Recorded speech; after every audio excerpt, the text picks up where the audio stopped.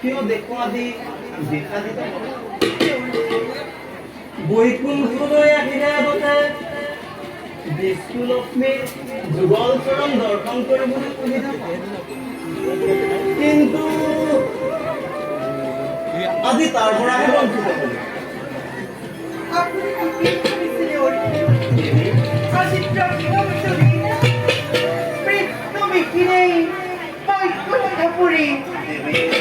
নাৰায়ণেৰ লগত নিয়াকৈ কলৈ কোনো যায় কিন্তু দেউৰী আজি তাৰ হলবিয়ত বিক্ৰমে প্ৰলয় প্ৰণয় অ দেৱী মহাপ্ৰলয় মহাপ্ৰলয় অলপ দিনৰ পাছতে মহাপ্ৰলয় যাব পানীয়ে পানী পানীয়ে পানী পানীয়ে পানী হ'ব কথা দেউৰী মই শুনে কথা গমকিনি পাওঁ দেউৰী কৰবাত লগ পাইছো নেকি দেউৰী তাকেইতো ক'বলৈ আহিছো দেৱী কওকচোন দেউৰী গৈছিলো মই কৈলাশলৈ তাত দেখিলো ব্ৰহ্মা বিষ্ণু আৰু শিৱ তিনিও মগ্ন আৰু কি দেখিলো জানা দেৱী কওকচোন দেউৰী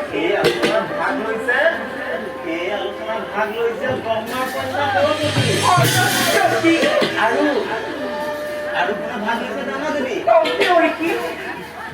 ৰুদ্ৰৰ ভাৰ্যা পাৰ্বতীও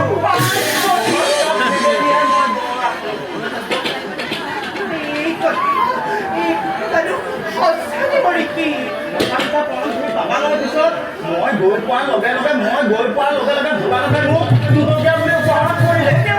সেইবাবে দেৱী তাক মই এখন টেবুল নাথাকি কোনে কোনে আহি বৈকুণ্ঠ পালোহি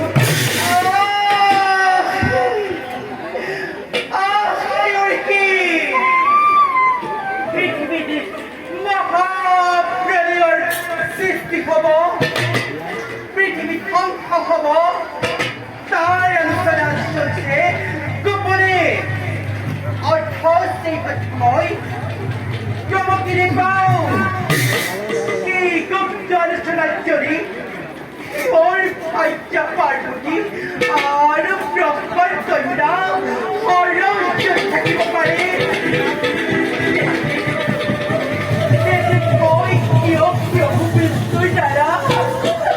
প্রভু বিষ্ণুর দ্বারা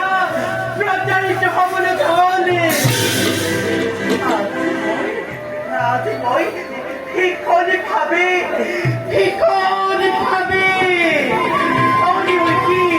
আজি মই শিকনি ভাবে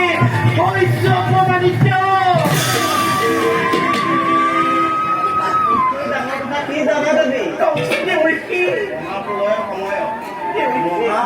সময়ত কোনে কি দায়িত্ব ল'ব সকলো ভাগ বতৰা কৰি শেষে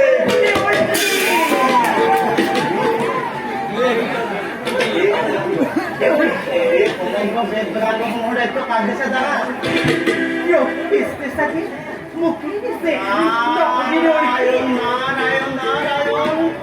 ব্ৰহ্মাৰ কন্যা সৰস্বতী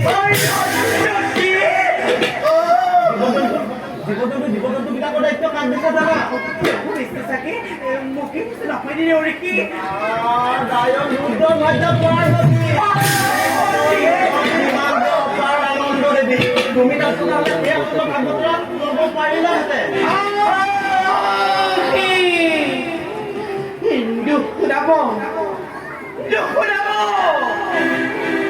শুনাব মুক্তি দেৱৰী গুপ্ত কাহিনী কিয় আজি প্ৰভু বিষ্ণুৱে মোৰ পৰা এই কথা কপুতি ৰাখিছে মই কি দেউৰী পত্নী নহয় দেৱী নহয় দেউৰী এই নাৰী এই